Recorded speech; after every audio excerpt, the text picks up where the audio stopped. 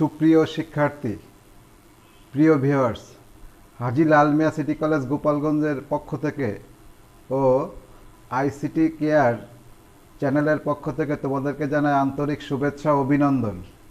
আজ আমি হাজির হয়েছি তোমাদের আইসিটি বইয়ের তৃতীয় চ্যাপ্টার।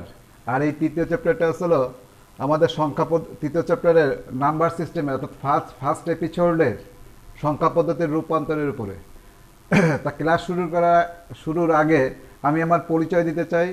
আমি প্রভাস কুমার শাহ, প্রভাষক, আইসিটি বিভাগ, হাজী লাল মিয়া সিটি কলেজ গোপালগঞ্জ। আমি তোমাদেরকে আজকে শেখাবো খুব মজার একটা বিষয়, সেটা হলো সংখ্যা পদ্ধতির রূপান্তর। আর এই সংখ্যা পদ্ধতির রূপান্তরের আজকে শেখাবো তৃতীয় নোট। তৃতীয় নোটটা আসলে আমাদের দেখো খেয়াল করে যে অক্টাল থেকে আমরা গত ক্লাসে আমরা শিখাইছি। আজকে তোমাদের এই সংখ্যা পদ্ধতির রূপান্তরের উপরে তৃতীয় লেকচার। আর এই তৃতীয় লেকচারে আমরা শিখব যে অক্টাল থেকে হেক্সাডেসিমেল অথবা হেক্সাডেসিমেল থেকে অক্টালে আমরা কিভাবে যেতে পারি। এই অক্টাল থেকে হেক্সাডেসিমেল অথবা হেক্সাডেসিমেল থেকে অক্টালে যেতে হলে আমাদের প্রথমে বাইনারি সংখ্যায় রূপান্তর করতে হবে। বাইনারি সংখ্যার রূপান্তর ছাড়া আমরা অক্টাল থেকে হেক্সাডেসিমেল অথবা হেক্সাডেসিমেল থেকে অক্টালে আমরা যেতে পারবো না। আমরা গত ক্লাসে শিখেছি যে অক্টালের একটা ডিজিটকে বাইনারিতে রূপান্তর করলে আমরা পাবো 3টা ডিজিট। সেক্ষেত্রে আমাদের 421 ফর্মুলাকে মনে রাখতে হবে। অন্যদিকে হেক্সাডেসিমেলের একটা ডিজিটকে যদি আমরা বাইনারিতে রূপান্তর করতে চাই, সেক্ষেত্রে আমাদের 8421 অর্থাৎ 4 বিটে রূপান্তর করতে হবে। 8421। এইখানে বোর্ডে আমি একটা অঙ্ক লিখছি, এখানে অক্টালে দেওয়া আছে 7035। একে আমরা হেক্সাডেসিমেলে রূপান্তর করতে, তাহলে দেখবো যে কিভাবে আমরা এই অঙ্কটাকে অতি সহজে সমাধান করতে পারি।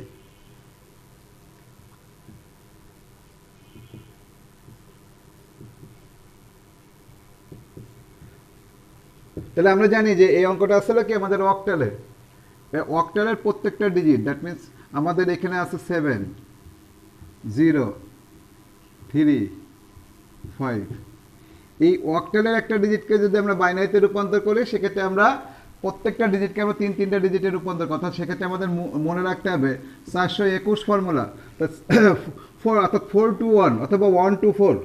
4 to 1 ফর্মুলা অনুসারে আমরা 7কে লেখা যাবে 1 1 1, 0কে লেখা যাবে 3টা 0, 3কে লেখা যাবে 0 1 1, 5কে লেখা যাবে 1 0 1। এইটা যদি আমরা একত্রে করে লিখি তাহলে আমরা পাবো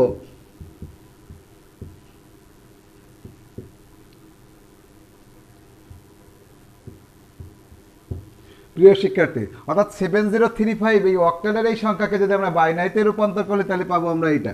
এবার আমরা এটা বাইনারিতে রূপান্তর করছি, উদ্দেশ্য আমাদের যাইতে হবে কোথায়? হেক্সাডেসিমেল। আমরা জানি হেক্সাডেসিমেলের একটা ডিজিট বাইনারিতে রূপান্তর করলে আমরা পাবো বাইনারি সাইডটা করে নিয়ে আমরা হেক্সাডেসিমেল এক একটা তৈরি করবো। তাহলে এই ডান দিক থেকে এই 4টা, পরবর্তীতে এই 4টা, তারপরে এই 4টা, এখানে সম্পূর্ণ এখানে 12টা ডিজিট আছে, সম্পূর্ণ মিলে গেছে।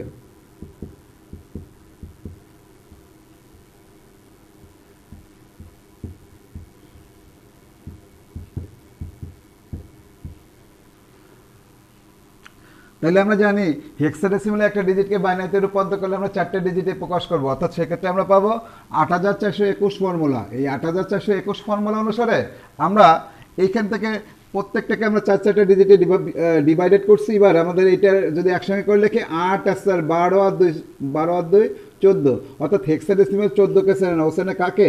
ইকে। এইখানে 8 নেই, 0 মানে নেই, আর 1 মানে আছে। 8 নেই, 4 নেই, 2 নাই, 1 আছে। এর মানে ছিল কত? আমাদের 1। সিমিলারলি আমরা 8 আর 4 12 আর 1 13, হেক্সাডেসিমেল 13কে চেনে না, ও চেনে কাকে? ডিকে। এইগুলো একত্রে করে যদি আমরা লিখি তাহলে লেখা যাবে E1D। অথবা তোমরা এইখানে এই 14 লিখে ব্র্যাকেটে ই লিখতে পারো, অথবা এখানে 13 লিখে আমরা ব্র্যাকেটে কি করতে পারবো? আমরা ডি ব্যবহার করতে পারবো। তাহলে সুপ্রিয় শিক্ষার্থী, দেখো কত সহজে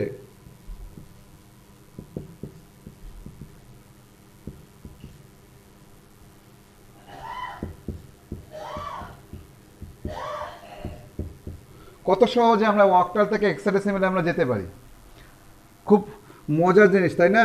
এবার আমরা দেখো খেয়াল করি এর বিপরীতটা শিখবো, অর্থাৎ হেক্সাডেসিমেল থেকে এবার আমরা অক্টালে আসবো। প্রিয় শিক্ষার্থী, তাহলে তাহলে কত সহজে আমরা এই জিনিসটাকে আয়ত্ত করতে পারছি, অর্থাৎ অক্টাল থেকে আমরা কিসে আসতে পারছি, হেক্সাডেসিমেলে। এইবার আমরা শিখছি ঠিকের উল্টাটা, অর্থাৎ হেক্সাডেসিমেল থেকে আমরা অক্টালে আসবো। তাহলে হেক্সাডেসিমেল থেকে অক্টালে আমরা কিভাবে আসবো একটু খেয়াল করে দেখো।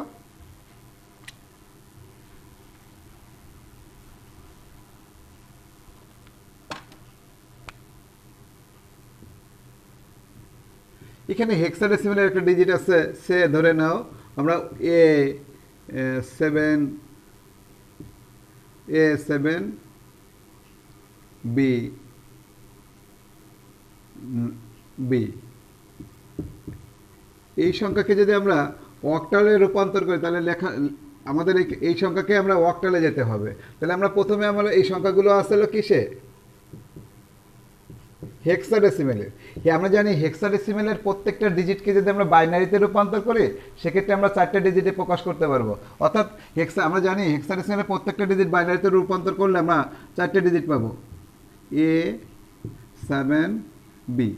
আমরা জানি এর দশমিক সমতুল্য মান হলো 10, বি এর দশমিক সমতুল্য মান হলো কত, 11। তাহলে এই 10কে যদি আমরা 4 দেখো 4 বিট রেজিস্টারে রূপান্তর করি তাহলে সেক্ষেত্রে লেখা যাবে 10কে লেখা যায় 8, মানে প্রথমটা 8, 4 হবে না 2 হবে, 8 আর 2 10 হয়ে গেছে, তার মানে 1 হবে না।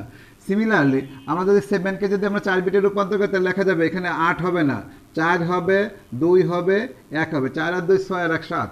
সিমিলারলি আমরা 11কে যদি আমরা 4 বিট রেজিস্টারে রূপান্তর করি তাহলে লেখা যাবে 8, 4 হবে না, 8 আর 2 10 আর 1 11। ঠিক এই প্রত্যেকটা বাইনারি ডিজিটকে যদি আমরা একত্রে করে লিখি তাহলে সেক্ষেত্রে পাবো আমরা বাইনারি সংখ্যায় প্রকাশ করতে 1 0 1 0 0 তিনটে 1 1 0 1 1। তাহলে এবার আমরা জানি আমাদের উদ্দেশ্য, আমাদের দেখো খেয়াল করে, আমাদের উদ্দেশ্য এই হেক্সাডেসিমেল থেকে আমাদের অক্টালে যাওয়া। আমরা জানি অক্টালের একটা ডিজিটকে বাইনারিতে রূপান্তর করলে আমরা 3টা ডিজিট পাবো। সেক্ষেত্রে এই বাইনারি 3-3টা করে নিয়ে আমাদের অক্টালের এক একটা তৈরি করতে হবে। তাহলে প্রথমে 3টা আমরা সবগুলো মিলে যাচ্ছে, এই জন্য 1 0 1, তারপর 3টা 0 0 1, তারপর 3টা 1 1 1, তারপর 3টা 0 1 0। সেক্ষেত্রে আমাদের এই 421 ফর্মুলাকে মনে রাখতে, অর্থাৎ প্রথমটার মান 4, তারপরটার মান 2, তারপরটার মান 1। তাহলে এক্ষেত্রে আমরা এখানে 4 আছে, 2 নাই, 1 আছে, 4 এর 1 কত হবে, 5। অনুরূপভাবে 4 নাই, 2 নেই, 1 আছে, এর মান হবে কত আমাদের 1। এখানে 4 আছে, 2 আছে, 6 আছে, 2 আছে, 1 আছে, 4 আর 2 6 আর 1 7। অনুরূপভাবে এখানে 4 নাই, 2 আছে, 1 আছে, 2 আর 1 কত হবে, 3। তাহলে এইটাকে যদি আমরা অক্টালে প্রকাশ করি তাহলে লেখা যাবে 5173।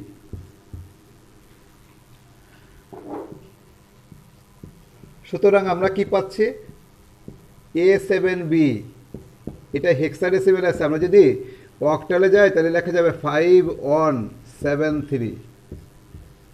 সুপ্রিয় শিক্ষার্থী, কত সহজে আমরা অক্টাল থেকে হেক্সাডেসিমেল এবং হেক্সাডেসিমেল থেকে অক্টালে আমরা রূপান্তর করতে পারলাম।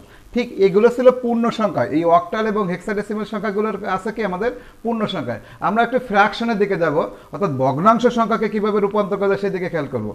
আমরা জানি যে তোমরা নিশ্চয়ই জ্ঞাত আছো, আমি গত ক্লাসে বুঝাইছি যে পূর্ণ সংখ্যার বাম দিকে 0 আর দশমিকের ডান দিকে 0-এর কোনো ভ্যালু নাই। অর্থাৎ এখানে যে কয়টা 0 দরকার হয়, যে কয়টা 0 দরকার হয়, আমরা ইচ্ছা মতো 0 দিতে পারবো আমাদের প্রয়োজন অনুযায়ী। অর্থাৎ অক্টালের একটা ডিজিটকে যদি আমরা বাইনারিতে রূপান্তর করি সেক্ষেত্রে আমরা 3টা ডিজিটে ডিভাইডেড করতে হবে।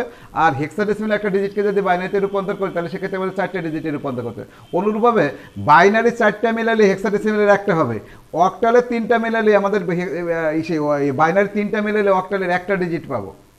এই ক্ষেত্রে যদি কোনো ডিজিট আমরা জানি যে বাম পাশ থেকে, দ্যাট মিনস হলো কি আমাদের পূর্ণ সংখ্যার বাম দিকের কোনো সংখ্যার কোনো ভ্যালু নাই আর দশমিকের ডান দিকের সংখ্যার কোনো ভ্যালু নাই।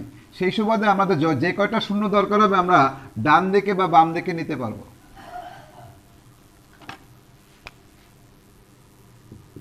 আমরা অক্টালের একটা সংখ্যাকে লিখতেছি, সে 3 0 3 0 7 0, এখানে 5 4। এই সংখ্যাটা অক্টালে আছে, আমরা হেক্সাডেসিমেলে যাব।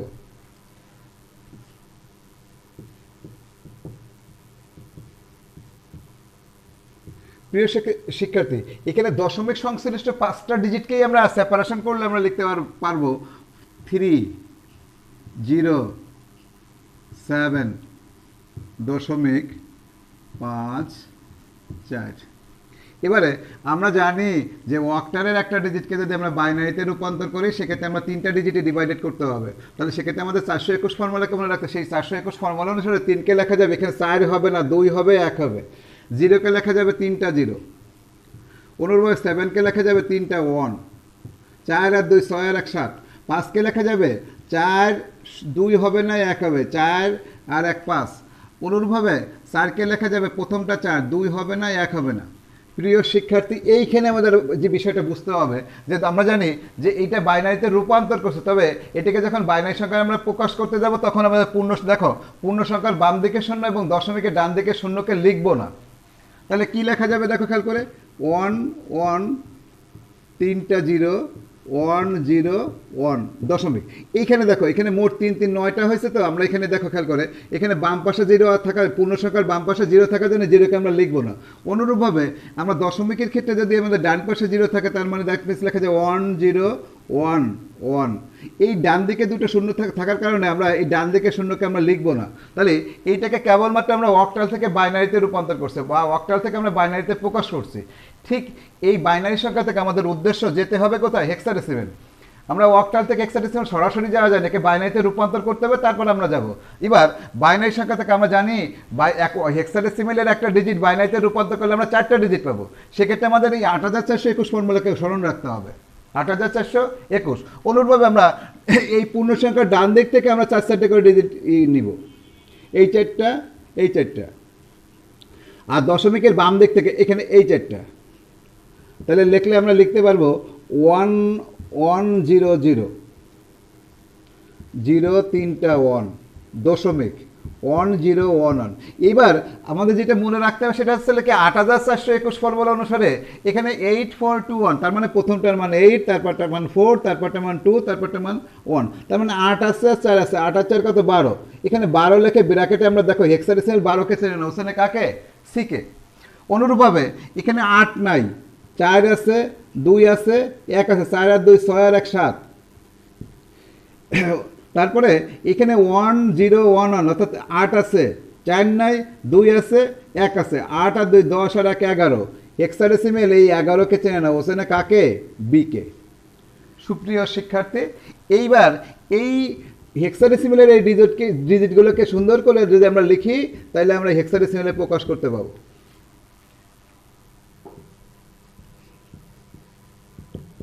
সুতরাং 307054 এই সংখ্যাটা অক্টালে আছে। আমরা যদি হেক্সাডেসিমেলে যাই তাহলে লেখা যাবে 37.B।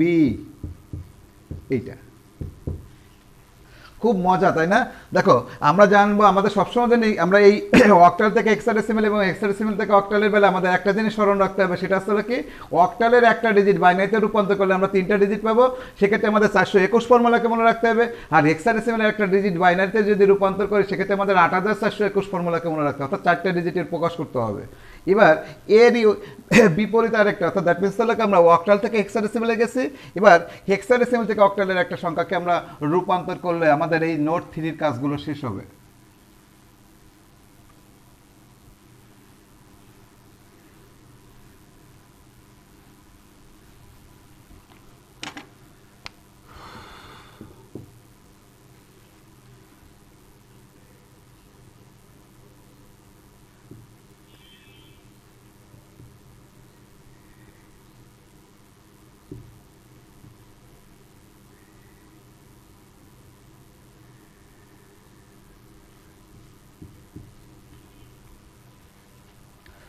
সুপ্রিয় শিক্ষার্থী, এখানে আমরা হেক্সাডেসিমেলে আমরা 4 নম্বর অঙ্কটা এখানে হেক্সাডেসিমেলে করছি, এটাকে আমাদের অক্টালে নিতে হবে।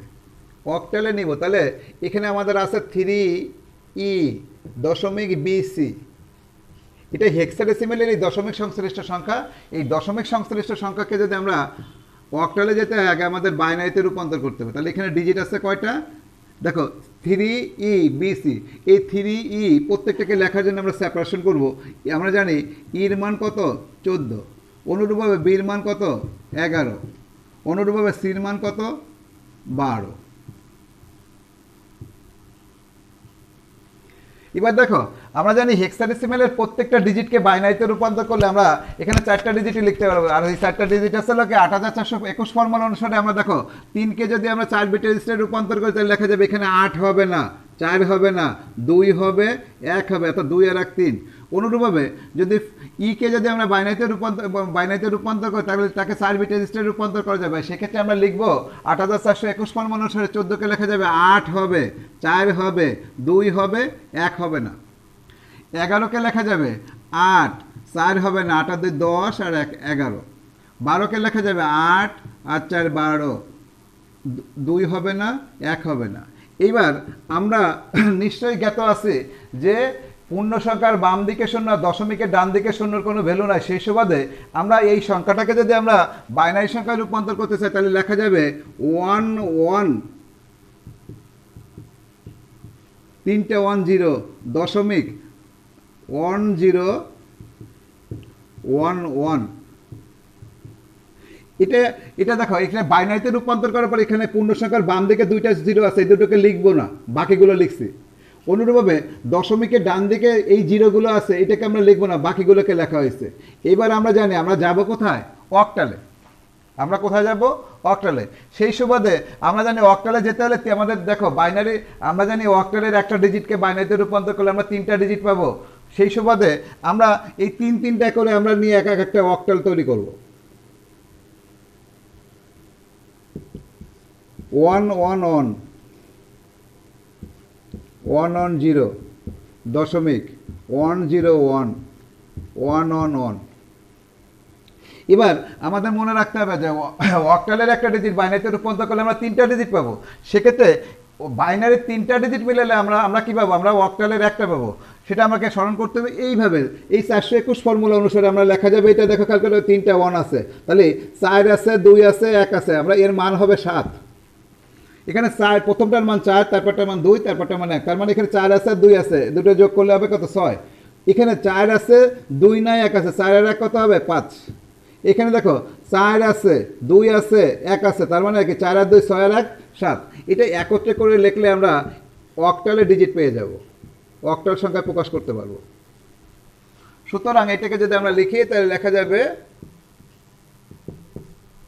3E